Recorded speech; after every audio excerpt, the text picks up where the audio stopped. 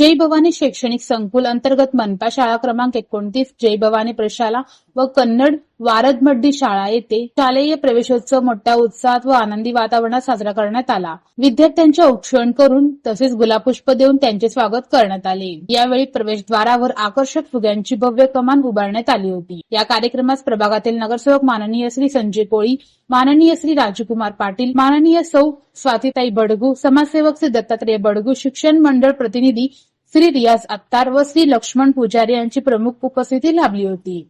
यावेळी विद्यार्थ्यांना गणवेश, पाठ्यपुस्तके व शैक्षणिक साहित्याचे वाटप करण्यात आले।